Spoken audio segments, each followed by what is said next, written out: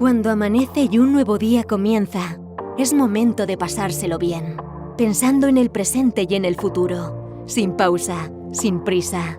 Cuidamos con una sonrisa.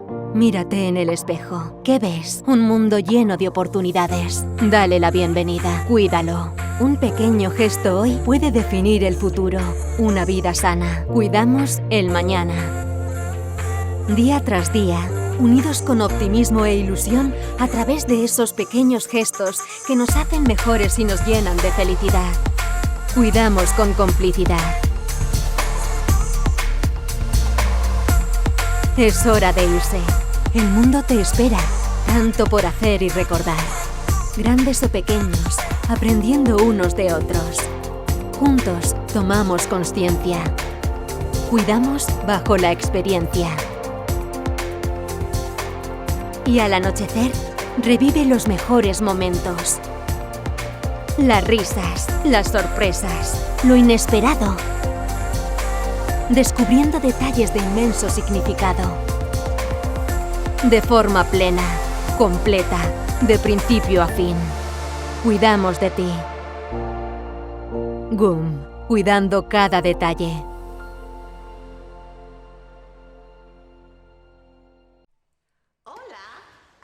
Hola à todos.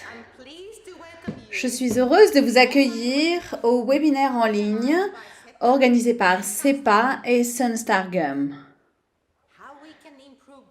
intitulé « Comment améliorer la santé et la qualité de vie des patients diabétiques grâce à l'équipe de santé bucco-dentaire ».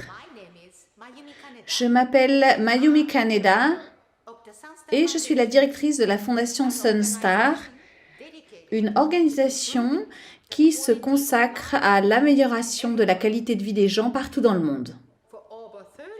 Depuis plus de 30 ans, chez Sunstar, nous soutenons la recherche sur le diabète en promouvant la relation bidirectionnelle entre la santé bucco-dentaire et le diabète en particulier. Pour ma famille et moi-même, aider les gens du monde entier à vivre plus longtemps et en meilleure santé est plus qu'une devise. C'est un engagement personnel à la mémoire de mon grand-père, le fondateur de Sunstar, qui a perdu sa bataille contre le diabète à un très jeune âge. Depuis lors, nous nous sommes consacrés, nous et notre entreprise, à une plus grande sensibilisation du grand public et à la prévention du diabète et de ses complications, en établissant des partenariats avec des institutions clés telles que la CEPA et en promouvant l'éducation par le biais de multiples subventions et prix afin de sensibiliser le plus grand nombre sur le lien entre santé bucco-dentaire et santé générale. Sans plus tarder, je vous laisse entre les mains de mon grand ami, le professeur Filippo Graziani, avec qui nous avons étroitement collaboré au fil des ans pour atteindre ce même objectif commun. Grazie mille et profitez du webinaire. Chers amis, c'est avec le plus grand plaisir que je suis ici pour vous présenter une partie des connaissances que nous avons aujourd'hui entre le diabète et la parodontite. J'aimerais remercier la Société espagnole de parodontologie pour cette très aimable invitation à ce très intéressant webinaire financé par GUM, qui sera diffusé de fait dans de nombreux pays, en Espagne, en Amérique du Sud et en France aussi, et peut-être même dans mon pays, en Italie. C'est un peu triste que je doive m'exprimer en anglais, mais on m'a demandé de le faire pour que la traduction soit plus facile. Mais ce n'est pas seulement cela, on m'a aussi demandé de parler en anglais parce que mon espagnol est vraiment mauvais. Donc je pense qu'ils voulaient faire preuve de pitié et ils m'ont demandé de le faire en anglais.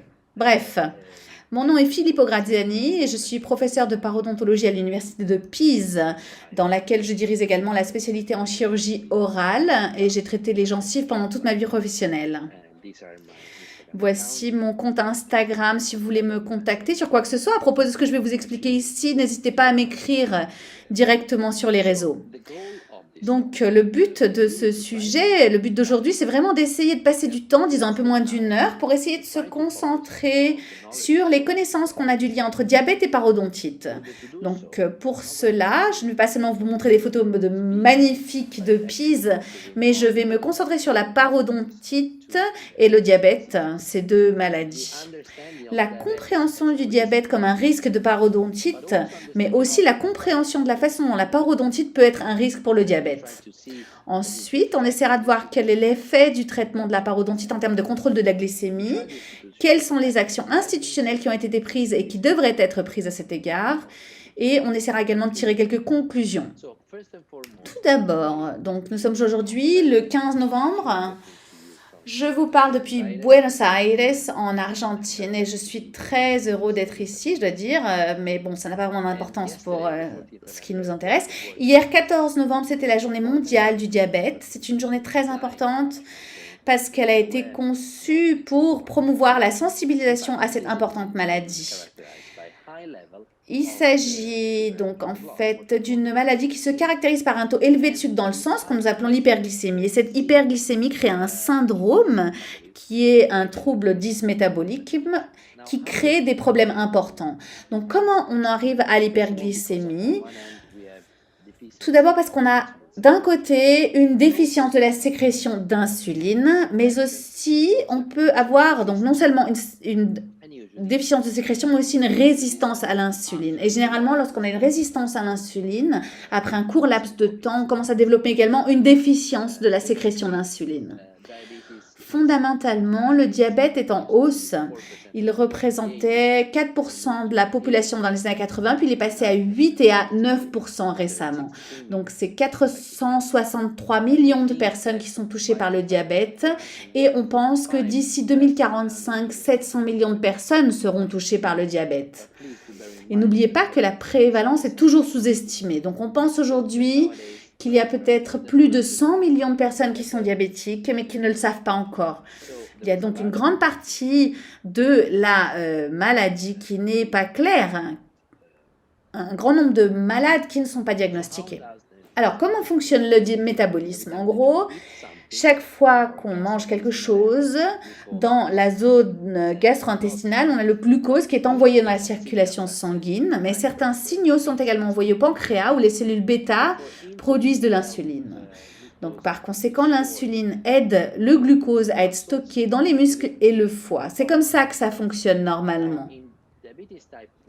Dans le diabète de type 1, où il y a une déficience de la sécrétion d'insuline, ce qui provoque qu'il n'y a pas assez d'insuline, ou alors même pas du tout, et dans ce cas, le glucose reste donc au-dessus du niveau moyen dans le sang, car il ne peut pas être stocké dans les muscles et dans le foie. Et dans le diabète de type 2, l'insuline peut être produite normalement, mais il y a un problème au niveau des récepteurs, ce qui entraîne une sorte de résistance à l'insuline et le glucose reste donc également élevé. Ce sont donc deux mécanismes différents qui sont la base des types de diabète les plus courants. Sur le plan clinique, ça se traduit par un taux de glucose plus élevé, donc une hyperglycémie, normalement supérieure à 125 mg par décilitre de sang. Mais l'un des indicateurs les plus importants est ce qu'on appelle l'HbA1c, donc l'hémoglobine glyquée, qui est d'environ 6,5% chez les sujets atteints de diabète, qu'il s'agisse de type 1 ou de type 2. Donc, lorsqu'on parle de diabète, il existe en réalité de nombreux types de diabète différents. Les plus courants sont le type 1 et le type 2 et le diabète gestationnel, mais on va principalement axer notre discours sur le type 1 et le type 2. Donc, quel est le problème avec l'hyperglycémie? Le fait que lorsque vous êtes diabétique, vous avez un risque plus élevé de développer des complications importantes parce que ce taux élevé de glucose dans le sang affecte le cœur, les vaisseaux sanguins, les yeux, les reins, les nerfs et également la cicatrisation. Et par conséquent, cela se traduit par des maladies importantes telles que par exemple la cécité, l'infarctus du myocarde, l'accident vasculaire cérébral, l'insuffisance rénale, les problèmes de rétine et même jusqu'aux amputations du pied dits diabétiques. Donc, en fait, le diabète, c'est vraiment un problème énorme. On sait que près d'un décès sur deux avant l'âge de 70 ans peut être lié au diabète. Et en fait, le pourcentage de décès attribué à un taux de glucose élevé, à l'hyperglycémie, est en augmentation. Il est donc très important de comprendre ce que représente le fardeau du diabète. Concentrons-nous maintenant sur la parodontite. Donc, la parodontite est une maladie largement diffusée et répandue. L'expression sévère de la maladie affecte entre 8 et 11% de la population, mais si on regroupe tous les types de parodontite, depuis les formes les plus légères jusqu'aux formes les plus graves, on pense qu'un adulte sur deux de plus de 30 ans est touché par la parodontite. On parle donc de deux maladies qui sont très répandues dans la population mondiale. Ce qui est important, c'est que la parodontite n'est pas une maladie de troisième âge. Ce n'est pas une maladie de population dite gériatrique. En fait, c'est une maladie dont le pic d'incidence se situe entre 30 et 40 ans. C'est donc une maladie qu'on pourrait considérer du jeune adulte. Mais la plupart du temps, on voit l'effet de la maladie au fil du temps quand le patient atteint l'âge d'environ 50 ou 60 ans. Le problème principal du diagnostic de la parodontite est que nous définissons un cas de parodontite lorsqu'il y a une perte d'attache interdentaire sur deux ou plusieurs dents non adjacentes. Et ce qui est important, c'est que dans la dernière classification en date, la classification actuelle, ici vous voyez une photo qui a été prise lors de la réunion faite à Chicago en 2017, dans laquelle nous avons renouvelé la classification de la parodontite, comme vous le savez, en 4 stades, depuis la parodontite naissante jusqu'à la parodontite avancée. Mais ce qui était important pour nous, ce n'est pas juste de redéfinir ces stades de la maladie, mais également d'en qualifier les différents grades. Et c'est aussi ça qui a permis d'une certaine manière d'amener ce problème du diabète dans la formulation du diagnostic de la parodontite. En effet, nous savons maintenant que les sujets normoglycémiques sans diagnostic de diabète seront définis comme grade A. Si vous avez ce qui est défini comme un diabète compensé, donc avec HbA1c inférieur à 7%, on parlera de grade B. Et lorsque l'hémoglobine glyquée est supérieure à 7%, on parlera de grade C et d'un diabète non contrôlé. L'importance de la parodontite réside dans ses complications, tout comme les complications du diabète. Les complications de la parodontite sont importantes parce qu'elles conduisent à la perte des dents, à l'édentation, qui est un énorme problème, non seulement sur le plan social, mais aussi pour la qualité de vie et la santé générale du patient. Il y a des questions importantes liées à la santé systémique et à la qualité de vie et à l'impact psychologique de la maladie sur la population. Donc, pour rassembler toutes ces notions que nous venons de souligner, le diabète et la parodontite sont des maladies très répandues. Une proportion importante de la maladie n'est pas apparente, tant pour le diabète que pour la parodontite d'ailleurs. Ce que l'on sait, c'est que le diabète a un impact sur la parodontite à tel point qu'il joue désormais un rôle dans la classification de la maladie. Passons maintenant à la compréhension du diabète comme risque de parodontite.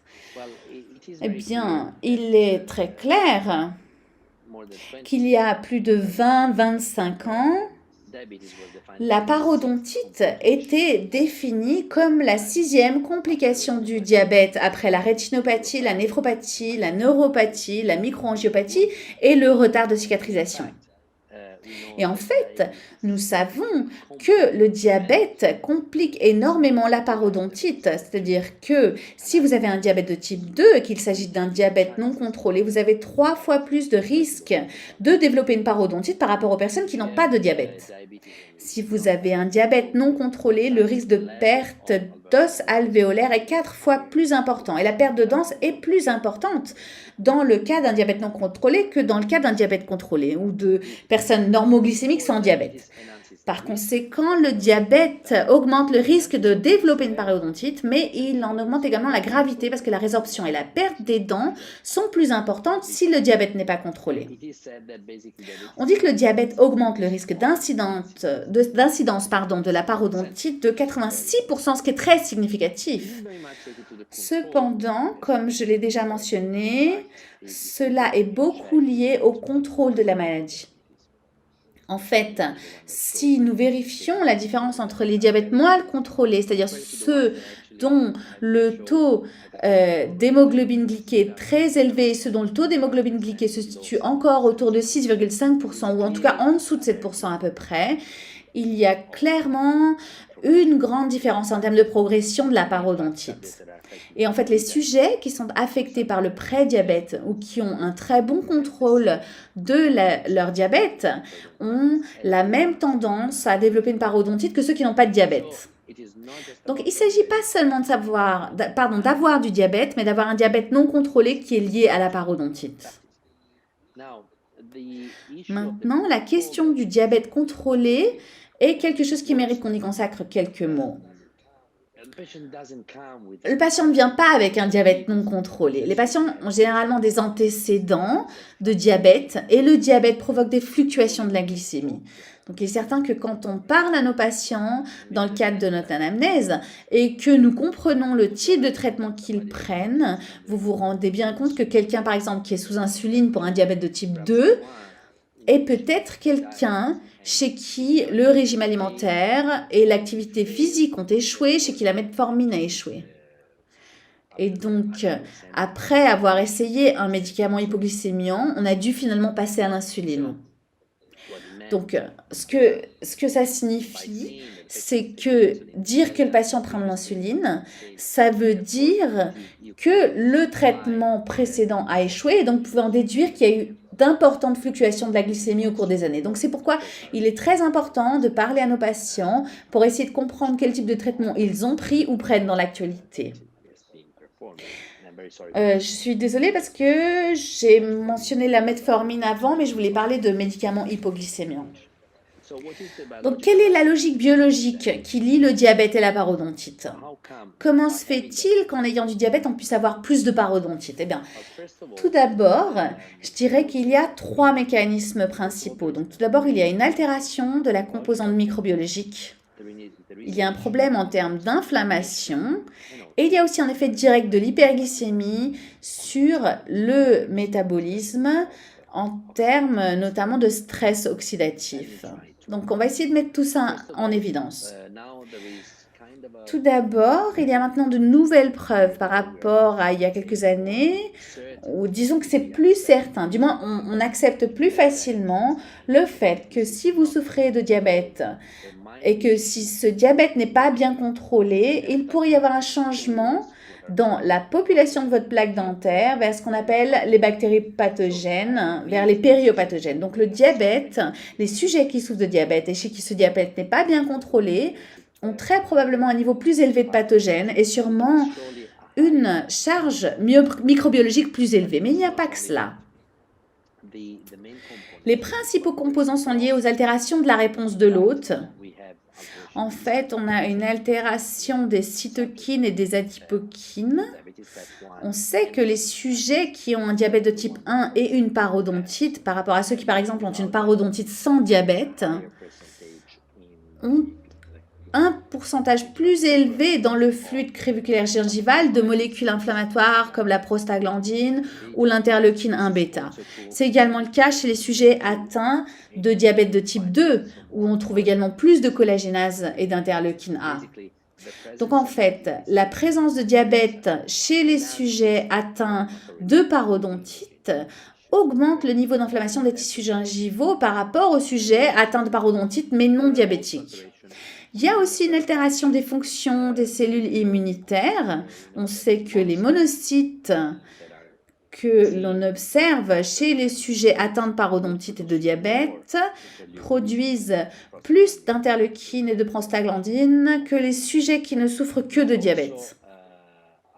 Il y a aussi une fonction altérée des neutrophiles gingivaux et une production plus importante d'interleukine 4 et 7. Donc vraiment, le cœur du problème, c'est le fait qu'il y a une plus grande tendance à l'inflammation locale chez les sujets qui ont parodontite et un diabète, aussi bien de type 1 que de type 2. L'hyperglycémie est également importante car elle altère la cicatrisation des plaies par la production de produits de glycation avancés.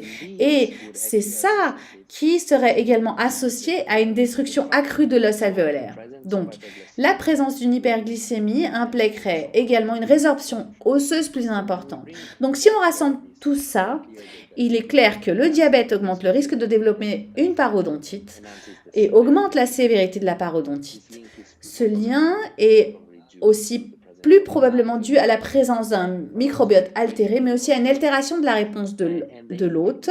Et l'impact est principalement lié au niveau de fluctuation de la glycémie. Donc, lorsque le diabète est bien contrôlé, c'est-à-dire quand il n'y a pas de fluctuation de glycémie, ça ne se traduira pas par une tendance plus élevée à l'inflammation, comme c'est le cas lorsque le diabète est mal contrôlé. C'est donc comme ça que le diabète affecte la parodontite. Regardons maintenant l'inverse. Comment la parodontite peut en fait favoriser le diabète? Donc pour ça, il faut qu'on puisse consacrer quelques mots à la question de la médecine parodontale. Vous voyez ici une photo qui a été prise, voilà maintenant presque 10 ans, lors d'une réunion historique entre la Fédération européenne de la parodontie et l'Académie américaine de parodontie.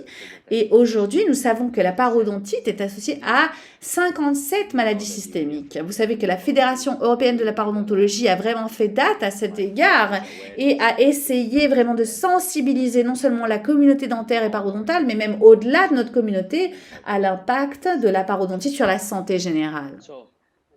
Alors, comment se fait-il que les personnes qui ont une parodontite aient plus d'altération du contrôle de la glycémie que les patients qui n'en souffrent pas? C'est une question que notre groupe a étudiée de manière approfondie avec ce genre de révision systématique. Et donc, fondamentalement, ce qui a été mis en évidence, c'est le fait que les sujets qui ne sont pas diabétiques, mais qui ont une parodontite, présenteront une dysglycémie avec une glycémie plus basse par rapport à ceux qui n'ont pas de diabète et pas de parodontite. Donc, la présence de parodontite dans une population saine est associée à une diminution du contrôle de la glycémie. Et c'est très important parce qu'il s'agit d'une preuve qui a été établie sur plus de 60 000 sujets de différents continents. Donc, ça démontre parfaitement le fait qu'il y a une large distribution géographique de ces données. Et donc, c'est très important. Nous savons qu'il ne s'agit pas seulement du contrôle de la glycémie, c'est le fait que si vous n'avez pas de diabète, mais que vous avez une parodontite, vous avez un risque plus élevé de développer un diabète. Donc, dans cette étude de Ryan Demer, on a vu qu'au bout de 5 ans, les sujets atteints de parodontite et présentant un niveau élevé d'inflammation verront leur contrôle glycémique se détériorer considérablement. Et c'est toujours dans notre révision, celle que j'ai citée auparavant, on a pu constater que les sujets atteints de parodontite avaient plus ou moins 29% de risque de développer un diabète dans les 5 à 13 ans. Donc, si vous n'avez pas de diabète, mais que vous avez une parodontite, vous avez un risque plus élevé de développer un diabète à un moment ou à un autre. Maintenant, si vous avez à la fois du diabète et une parodontite, quelle est la différence avec les personnes qui ne souffrent que de diabète? Eh bien, il y a une différence, une claire différence en termes de complications. En fait, nous savons, grâce à l'analyse des études sur le sujet, il est clair que les sujets qui souffrent de parodontite et de diabète ont plus de complications que ceux qui ont seulement du diabète.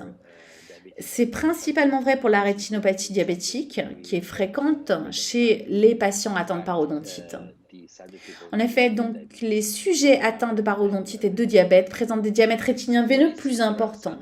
Il y a des complications cardio-rénales importantes et cette étude, qui est un classique, qui a été faite chez les Indiens Pima qui vivent sur les bords de la rivière Gila en Arizona par le groupe de Bob Jenko, que j'aurai l'occasion de citer plus tard, nous le montre très, très bien. En gros, ce que l'on peut voir, c'est que la microalbuminurie où les maladies rénales terminales étaient présentes, avec un effet de type dose dépendant en fonction de la sévérité de la parodontite. C'est-à-dire que plus la parodontite était sévère, plus la présence de microalbuminurie ou de maladies rénales terminales était importante. Et ça, c'est vérifié autant pour le diabète de type 1 que pour le diabète de type 2. Si on se penche sur les chiffres de la mortalité, il est clair que les décès d'origine cardio-rénale sont plus fréquents dans les cas de parodontite sévère au sein de la population diabétique. En fait, les sujets atteints de diabète et de parodontite ont 3,5 fois plus de risques de mourir d'un problème cardio-rénal que les sujets atteints de diabète sans parodontite. Et autant la mortalité globale que la mortalité cardiovasculaire sur 14 ans se voit augmentée par la parodontite chez les sujets diabétiques.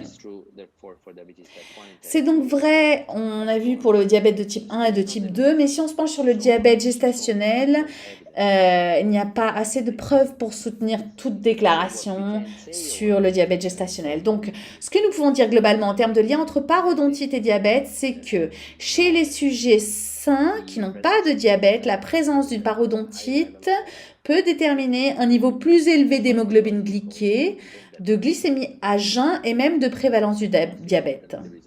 Et surtout, il y a un risque plus élevé de commencer à faire du diabète si vous souffrez de parodontite. Si vous souffrez de parodontite et de diabète, ça peut être le signe d'un contrôle glycémique insuffisant. Il est certain que les complications liées au diabète s'aggravent, que les complications sont plus nombreuses et plus sévères. Et enfin, on ne dispose que de très peu de données sur le diabète gestationnel. Donc, pour résumer cette partie, la parodontite est sûrement associée à une diminution du contrôle glycémique et augmente le risque de développer un diabète et augmente la sévérité du diabète avec plus de complications et une mortalité plus élevée chez les sujets qui ont à la fois une parodontite et un diabète. Alors, comment se fait-il que la parodontite déclenche le développement ou l'aggravation du diabète ?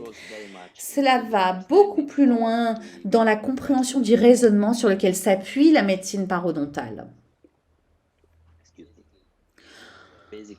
En gros, on a ce patient par exemple qui s'appelle Roberto. Nous allons voir que Roberto présente un allongement des dents, une perte des papilles interdentaires, une récession gingivale, beaucoup de tartre. Il a même de la nourriture là, de sa première communion. Donc bon, plein de problèmes différents. Mais ce qui est important, c'est que lorsqu'on va examiner Roberto, non pas pour la distribution de ses dents, mais pour la présence de tissus enflammés, Roberto pourrait peut-être ressembler à ce patient. Ce qui signifie que si je pouvais déplier tous les tissus gingivaux et les mettre tous ensemble, peut-être que je pourrais mettre en évidence une zone de, disons, entre 70 et 80 cm² de tissu ulcéré. Donc, notre patient Roberto, de fait, ressemblerait à ça. Et vous comprendrez comment cela se traduit par une présence plus importante de bactériémie, un passage plus important de bactéries dans la circulation sanguine. Et ce n'est pas seulement une question de bactéries, c'est aussi le fait que ces sujets, nos patients paro, sont des patients qui ont tendance à développer un niveau plus élevé d'inflammation locale. Et pas seulement locale, mais même systémique. La bactériémie, c'est vraiment ça qui est très important. C'est très important parce que nous savons que si vous souffrez de parodontite, il est très probable que très souvent, lorsque vous mâchez, vous développiez un passage de bactéries dans votre circulation sanguine. Ce qui signifie qu'il y a une plus grande chance qu'un sujet avec une parodontite ait en fait une bactériémie continue dans sa circulation sanguine, ce qui est quelque chose de très important parce que nous avons des preuves et nous avons beaucoup d'informations sur le fait que ces bactéries pourraient en fait coloniser certaines zones comme les plaques d'athérome, dans lesquelles elles pourraient peut-être faciliter les ruptures et l'inflammation de ces plaques d'athérome. Et il est également très clair aujourd'hui que en ayant une parodontite, vous avez tendance à développer un niveau plus élevé d'inflammation systémique. Et l'inflammation systémique est importante parce que l'inflammation systémique en soi est en lien avec de nombreuses maladies différentes, les maladies cardiovasculaires, le dysmétabolisme, l'obésité, etc. En fait, un niveau général élevé d'inflammation chronique est associé à des maladies importantes au point de pouvoir être utilisé en fait comme indicateur de risque pour de nombreuses maladies et même de risque de mortalité cardiovasculaire. Mais il ne s'agit pas seulement de la présence de bactéries dans le sang, de la présence d'inflammation, mais il y a aussi le fait que la parodontite est clairement associée à l'altération du métabolisme des lipides. On voit que les cas graves montrent des valeurs inférieures de ce qu'on appelle les bonnes lipoprotéines. Il y a aussi d'importantes dysvitaminoses.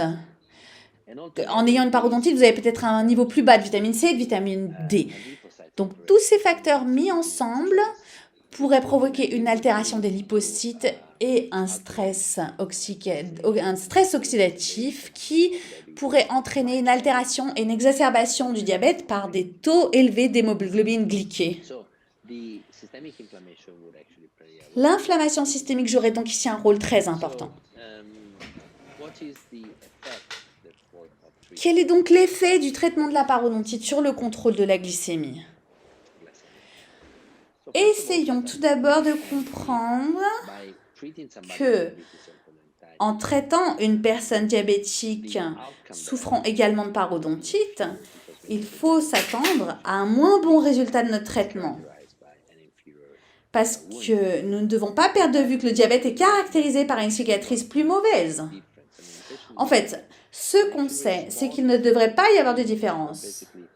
Je veux dire que le patient diabétique peut en fait répondre au traitement quasiment autant que quelqu'un qui ne souffre pas de diabète. Et surtout, il est très clair qu'il n'est pas recommandé de donner des antibiotiques car les inconvénients sont supérieurs aux avantages. Il n'y a pas vraiment de problème parce que le traitement en soi agit vraiment comme une sorte d'agent antibactérien. Et donc, pas nécessaire de prescrire des antibiotiques pour traiter une personne antibiotique. En fait, vous rendez service à l'organisme en éliminant toute cette charge bactérienne. Nous savons cependant que les patients qui ont été traités pour une parodontite et qui sont diabétiques ont tendance à présenter une plus grande récurrence des poches, par exemple, s'ils ont ce qu'on appelle un diabète non contrôlé par rapport à ceux qui ont un diabète contrôlé. Et c'est quelque chose que nous savons très clairement. C'est pour ça que la présence d'un diabète non contrôlé est associée à un diagnostic de grade C, mais à long terme, cette stabilité est sûrement inférieure. C'est pourquoi il est si crucial d'interagir avec les médecins ou le diabétologue pour essayer d'améliorer le contrôle glycémique, ne serait-ce que pour nos propres objectifs au niveau paro. L'autre question importante, c'est de savoir si le traitement de la parodontite améliore réellement le contrôle de la glycémie chez les sujets atteints de parodontite et de diabète. Donc la révision issue de la réunion historique que j'ai citée précédemment indique clairement que le traitement de la parodontite chez les sujets diabétiques est associé à une réduction de l'hémoglobine glyquée de 0,3 à 0,36%. Alors, pourquoi est-ce que c'est si important? De 0,3 à 0,4%, c'est en gros, ça représente à peu près la diminution d'hémoglobine glyquée que l'on peut obtenir en ajoutant un deuxième médicament hypoglycémiant. Donc, ça veut dire que au lieu d'ajouter un nouveau médicament, vous devez simplement traiter vos patients parodontants. C'est très important. Le traitement de la parodontite et la réduction de l'inflammation systémique liée améliorerait en fait le contrôle de la glycémie. C'est quelque chose qui a été confirmé dans une révision plus récente faite par le groupe du professeur Madianos avec des fourchettes allant de 0,3 à 0,7%. Et un article important du groupe de Francesco D'Aiuto. Et je dis très important en raison du nombre de personnes impliquées dans cette étude et aussi la durée du suivi qui s'est étendue jusqu'à 1 an et qui a clairement montré que lorsqu'un traitement intensif prolongé était prodigué, après le traitement, il y avait une réduction de 0,6%. Et en fait, presque la majorité, presque 70% de ce groupe a montré une réduction de 0,9% de l'hémoglobine glyquée. Donc c'est très important, c'est un résultat très important. De même, la dernière révision systématique, la dernière méta-analyse que nous avons, une revue Cochrane, indique clairement qu'il y a une réduction de l'hémoglobine glyquée après une thérapie parodontale. Cette réduction est de entre 0,4 et 0,5% en fonction de si le suivi est de 3 mois ou plus jusqu'à 1 an. Donc clairement, c'est l'amélioration qu'on peut obtenir avec un deuxième médicament. Donc au lieu de donner un deuxième médicament, si le sujet est atteint de parodontite, le traitement de la parodontite donnera en fait le même résultat. Ces résultats qui viennent d'essais cliniques sont également confirmés par les données qu'on peut avoir grâce aux compagnies d'assurance. C'est des études qui, pour moi, sont classiques parce qu'elles sont très importantes, parce qu'elles analysent un grand nombre de la population. Bien sûr, elles ne sont pas conçues comme des essais cliniques. Elles ont des défauts si vous les comparez aux essais, mais elles sont très importantes parce qu'elles incluent un grand nombre de sujets. Pour vous donner une idée, je vais essayer de vous décrire cette étude réalisée par le groupe de Marjorie Jeffcoat, dans laquelle, en gros, ils ont évalué les codes des personnes qui étaient touchées, les codes de la compagnie d'assurance qui permettent de déduire si le patient avait une parodontite ou non, parce qu'ils ont évidemment des codes pour la parodontite, par exemple, et ils ont essayé de voir s'il y avait un lien entre les personnes avec un code de parodontite et les personnes sans parodontite, et les personnes avec une parodontite et des codes pour d'autres maladies comme le diabète, les maladies cardiovasculaires, les accidents cérébrovasculaires ou encore la grossesse. Donc, ce qui est important, c'est qu'ils ont comparé, toujours avec les codes de la compagnie d'assurance, ceux qui ont reçu un traitement parodontal à ceux qui n'ont pas reçu de traitement parodontal. Et ce qui est apparu très clairement, c'est que si vous vérifiez ces données sur la population diabétique, vous verrez que ceux qui ont été traités de parodontite par rapport à ceux qui n'ont pas été traités ont montré chaque année une baisse significative de leurs frais médicaux. Donc en fait, si vous avez du diabète et une parodontite et que vous êtes traité pour la parodontite, chaque année, vous coûterez moins cher à votre compagnie d'assurance pour les autres soins médicaux. Donc fondamentalement, l'état général, la santé générale semble s'améliorer. Et c'est une preuve indirecte du traitement de la parodontite. Bien sûr, la conception des études est rétrospective. Bien sûr, on ne sait pas grand-chose sur le type de traitement. On ne sait pas grand-chose sur le type de diabète. C'est juste des données brutes, très simples. Mais il s'agit d'une population vraiment énorme, plus de 100 000 personnes. C'est donc très fort, au point qu'il y a des domaines dans lesquels une compagnie d'assurance pourrait dire « Je préfère que mon patient ait un traitement parodontal. Je préfère payer pour fournir un traitement parodontal à mes patients parce que dans les années à venir, ils me coûteront moins cher pour d'autres raisons médicales. » Je suis très heureux de pouvoir citer un de nos articles qui a été réalisé avec le grand Bob Jenko, qui est vraiment le père du lien entre les maladies parodontales et les problèmes systémiques, en particulier en termes de diabète. Et ce que vous réalisez, c'est que le traitement de la parodontite améliore le contrôle de la glycémie, en particulier dans le diabète de type 2. On peut s'attendre à la même chose dans le diabète de type 1, car la logique est la même si on a moins de données. Et les sujets atteints de parodontite et de diabète qui reçoivent un traitement parodontal encourent des coûts médicaux inférieurs chaque année. Alors, comment devons-nous traiter la parodontite chez les sujets atteints de parodontite et de diabète ? Eh bien, je pense qu'il est important de dire que nous avons besoin d'un traitement de grande qualité. L'un des essais les plus célèbres, celui de Engebretson, n'a montré aucune différence en termes de contrôle glycémique entre les sujets traités et non traités. Je dois ajouter quelques problèmes internes importants. Le plus important, si vous allez vérifier la présence de, par exemple, voyons si j'ai réussi à dessiner quelque chose ici, la présence de saignements au sondage au début et à la fin de l'étude, vous verrez que la réduction est de 60 à 41%, ce qui est rien. Par exemple, la plaque dentaire de 82 à 72%, ce qui est clairement inférieur aux normes minimales qui sont acceptables pour n'importe quel traitement parodontal. Donc, clairement, l'effet sur l'hémoglobine glyquée n'a pas pu être observé parce que le traitement parodontal dans cette étude n'était pas conforme aux normes. Et il y a aussi d'autres problèmes comme le niveau élevé d'obésité dans la population de cette étude. Donc dans l'ensemble, ça montre la nécessité d'un traitement parodontal de grande qualité. Donc ici vous voyez Carla. Carla, c'est une de mes patientes. Elle est atteinte de diabète de type 2. Ici c'était le premier rendez-vous. Donc vous voyez des poches parodontales très importantes. Il s'agit d'une parodontite généralisée de stade 3 grade C, un cas assez grave. Il y a aussi une lésion endopparodontale. Vous voyez ici les photos de chaque sextant. Et Carla a été traitée par un traitement parodontal non chirurgical réalisé de manière conventionnelle en 3 rendez-vous de 2 sextants chacun. Et maintenant, on va voir Carla 3 mois plus tard, au moment de la visite de contrôle. Vous voyez, avant-après, il y a une réduction très importante des tissus inflammatoires, des changements importants.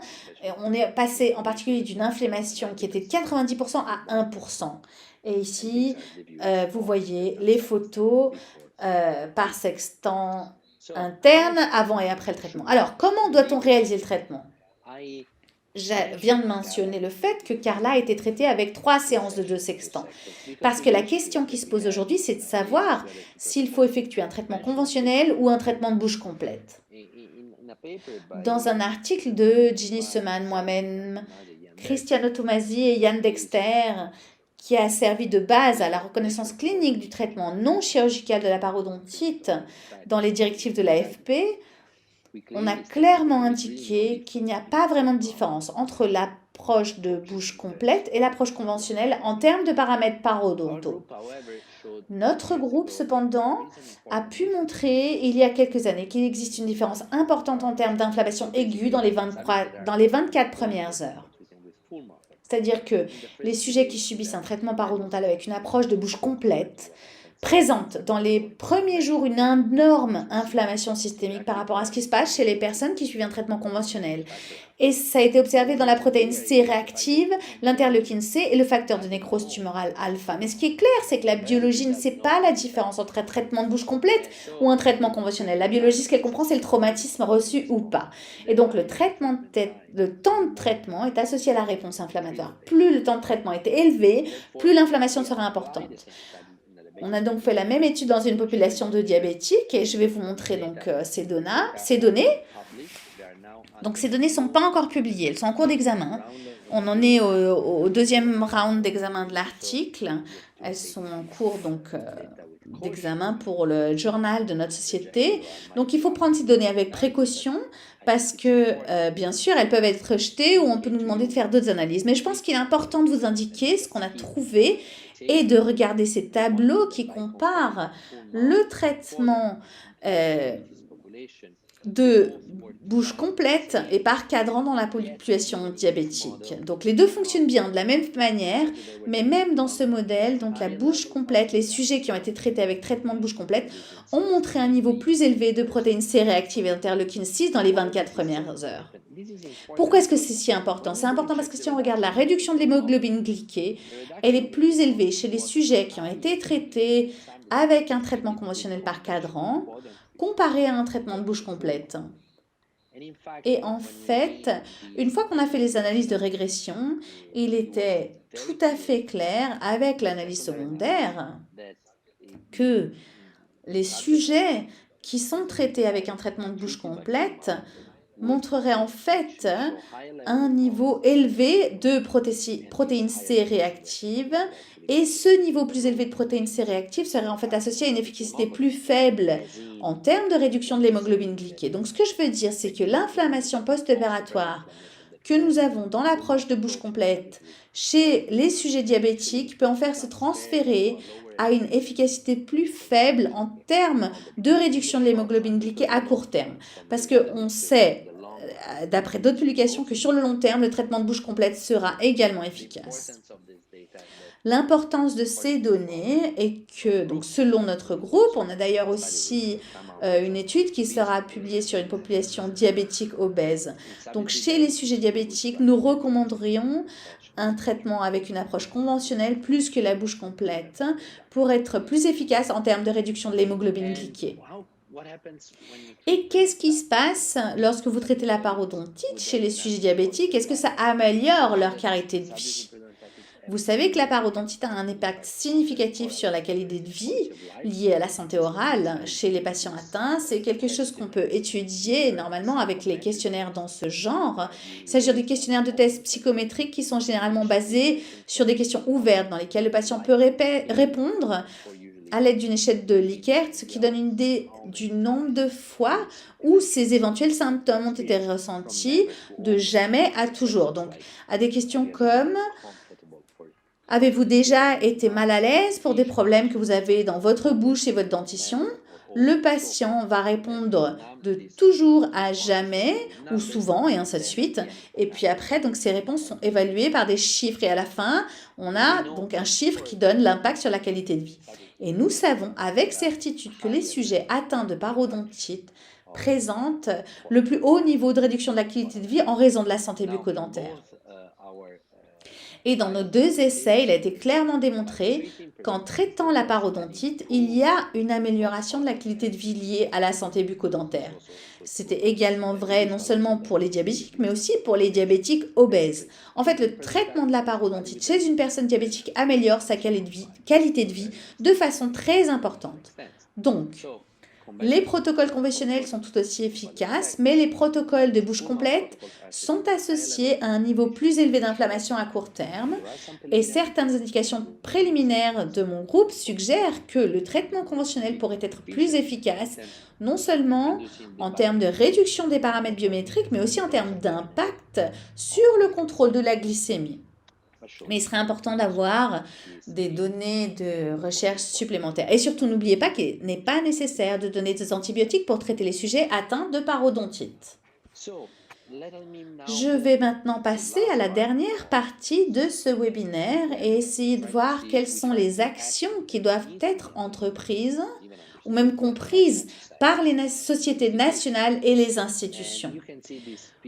Je vous montre ici une photo assez ancienne où vous pouvez voir une version un peu plus empâtée du professeur Graziani et certains de mes très bons amis comme le professeur Tonetti, le professeur Gatti, le professeur Landi. Il s'agit du conseil d'administration de la Société italienne de parodontologie il y a plus de 10 ans lorsque Maurizio Tonetti en était le président et moi-même le secrétaire.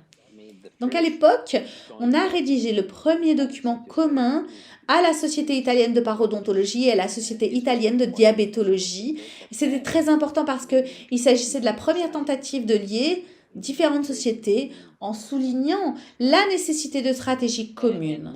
Et plus récemment, on a eu une réunion très importante de la Fédération européenne de parodontologie avec la Fédération internationale du diabète, qui est la fédération de toutes les sociétés nationales de diabétologie, qui a été soutenue par l'un des partenaires de l'EFP, qui était Sunstar. Cette réunion s'est tenue à Madrid, si je me souviens bien, ça fait déjà presque 4 ans maintenant. J'avais d'ailleurs pas encore de barbe à l'époque. Et heureusement, je suis un peu moins gros que sur la photo précédente, mais ça, c'est une autre histoire. Et ce qui était important, donc, c'est que certaines lignes directrices spécifiques ont été publiées, bien que le mécanisme de publication de ces recommandations n'ait pas été celui des guidelines officiels. Mais il y a quand même ces recommandations très importantes qui ont été rédigées par ces 2 organismes. Et ce qui était essentiellement, il y a eu donc un appel aux médecins traitants à examiner les symptômes au sein de la population, les symptômes bucco-dentaires, qui, s'ils sont présents, doivent être révérés au dentiste. Et si ce n'est pas le cas, le médecin traitant devrait de toute façon recommander à leurs patients diabétiques d'aller chez le dentiste 1 fois par an pour un dépistage de parodontite. Et ce que le dentiste devrait faire, c'est informer tous les patients diabétiques de l'implication potentielle de la parodontite. Et en même temps, les patients atteints de parodontite devraient être examinés dans le but de pouvoir déceler un éventuel diabète. Et ce qui est important, c'est que si le patient a du diabète et une parodontite, un traitement non chirurgical doit être réalisé sans délai. Encore une fois, j'insiste, sans antibiotiques. Traiter une parodontite chez quelqu'un qui a du diabète, c'est lui rendre service en termes d'inflammation. Et vous pouvez faire tous les implants chirurgicaux que vous voulez, à condition toutefois que le diabète soit sous contrôle. Et s'il existe un risque de diabète, les patients doivent être orientés vers leur médecin. Et le dépistage est essentiel, mais on va reparler un peu plus tard du dépistage. Donc tout ça, c'était la base d'un projet très important de la Fédération européenne de parodontologie, dont je suis très honorée d'avoir été le président du comité qui a créé ce merveilleux matériel que vous pouvez toujours télécharger sur le site web de l'EFP. Et de fait, l'EFP a fortement soutenu la Journée mondiale du diabète. Et je ne sais pas si vous pouvez entendre la musique, mais c'est l'une des animations qui ont servi de base à cette campagne. Donc tout ça est donc très clair, et cette rencontre entre diabétologues et parodontistes a été, disons, massivement approuvé par les diabétologues et soutenu par une publication dans leur journal et une large diffusion pendant leur congrès. Mais le problème, c'est que les diabétiques sont rarement vus par les diabétologues. Ils peuvent être éventuellement visités par le diabétologue lorsqu'ils sont vraiment en crise de diabète à l'hôpital ou dans certains cas graves. Mais la majorité des diabétiques sont suivis par leurs médecins de famille. C'est pour cela que l'été dernier, en juillet, la Fédération européenne de parodontologie a rencontré la WONCA, qui est l'association des médecins de famille. Cette rencontre a été organisée par le professeur David Herrera, qui était le président du comité de l'atelier de la Fédération européenne de parodontologie. Vous pouvez le voir ici, souriant et dans toute sa beauté. C'est un de mes proches amis, je suis donc très heureux de le saluer, même si je ne pense pas qu'il m'écoute ce soir, mais au cas où, je dis juste ciao hermano. Et vous voyez, là, il y a un tas d'amis très sympathiques ici. C'était à Madrid en juillet, il faisait un peu frisqué, je pense qu'il faisait que 48 degrés, mais bon, ça c'est une autre histoire. Donc, ce qui est ressorti de cette réunion très importante avec les médecins de famille, la question de savoir si les dentistes doivent évaluer le diabète dans leur pratique professionnelle, et la réponse est certainement oui. Nous savons en fait, et c'est une information très importante, que certains patients consultent plus souvent leur dentiste que leur médecin de famille. Il y a des patients qui vont chez le dentiste 2 fois par an et qui ne vont pas voir leur médecin. Donc, cela impliquerait que les dentistes sont vraiment en première ligne en matière de santé générale. Ils pourraient donc avoir un rôle tout à fait important pour le dépistage ou au moins pour essayer de détecter certaines maladies car le pourcentage élevé de diabète chez les sujets atteints de parodontite, c'est en quelque sorte une réponse à la question. Et la question, c'est de savoir comment évaluer le diabète dans notre pratique professionnelle. Eh bien, tout d'abord, le point numéro 1, avant même de faire des analyses de sang, c'est d'utiliser un questionnaire validé pour identifier les patients à risque. Il y a des questionnaires validés dans chaque pays. C'est important qu'ils soient validés dans votre pays parce que certains pays peuvent avoir certains facteurs de risque qui ne sont pas présents dans d'autres. Et lorsque le risque élevé est détecté, le patient peut être envoyé faire des analyses de sang ou même par exemple à un point d'accès aux soins qui pourrait être monté dans le cabinet pour les cabinets qui voudraient les développer. Ce genre de prise en charge ne devrait pas surcharger les médecins de famille parce que l'une des principales préoccupations des médecins de famille, c'est qu'ils reçoivent énormément de patients, qu'ils doivent prescrire énormément d'analyses sanguines. Donc, d'une certaine manière, ils étaient très heureux qu'on puisse les aider. Donc, des questionnaires validés pour détecter les patients à risque. Et si le patient est au risque, alors on passe à une consultation en centre de soins ou à des analyses sanguines. Il s'agit donc de démarches réelles qui sont associées à une plus grande probabilité de détecter les sujets diabétiques à hauteur de 70%. Et les sociétés nationales devraient également soutenir ce genre de démarche. Ici, vous voyez une campagne récente de la Société italienne de parodontologie soutenue par Sunstar avec un décalogue. Vous savez donc 10 points pour améliorer l'hygiène buccale si vous êtes diabétique. Mais de nombreuses autres sociétés travaillent sur ce sujet, tout spécialement la CEPA d'ailleurs. Je dirais donc que c'est très important parce que le diabète et la parodontite partagent cette relation à double sens. Les prestataires de soins médicaux et dentaires devraient être conscients de cette connexion et il est nécessaire d'améliorer la sensibilisation et il est nécessaire d'améliorer la collaboration entre les médecins de famille et les dentistes. Et si je peux dire à chaque praticien, parlez à vos médecins de famille. C'est quelque chose que je fais depuis 20 ans. Quand je vois un diabétique, j'appelle le médecin, je lui écris. Certains en ont un peu marre et se disent « mais pourquoi ce dentiste m'appelle ?» Mais d'autres apprécient beaucoup. Et ça a été la base d'une relation très importante pour les médecins qui m'envoient des fois leurs patients pour ce genre de problème. Je pense donc que c'est très important. Et même si c'est lent, d'année en année, il y a toujours plus de conscience et une plus grande tendance à connaître l'impact de la parodontite à cet égard. Alors, mes chers amis, ça fait maintenant 50 minutes que je parle. Ça avait été pour moi un grand plaisir de partager ce moment avec vous et de pouvoir maintenant vous montrer ce magnifique coucher de soleil sur cette magnifique place de la ville où j'habite. Mais avant de conclure ce discours, permettez-moi de saluer le travail du grand Bob Jenko qui a vraiment été à l'avant-garde des connaissances que nous avons en parodontologie sur le diabète. Bob Jenko a été un homme merveilleux et un véritable mentor pour moi. Je suis vraiment honorée d'avoir eu la chance de travailler avec lui, mais surtout de boire et de lui parler jusqu'à tard dans la nuit à de nombreuses reprises, parce que quelqu'un peut être très humain et également être un très grand scientifique. Ça a été un merveilleux plaisir de passer tout ce temps avec vous et je suis impatiente de recevoir vos questions ou commentaires. J'espère que vous avez pu noter mon compte Instagram. Au cas où vous auriez un doute, vous pouvez m'écrire. Je vous remercie beaucoup. Buenas noches.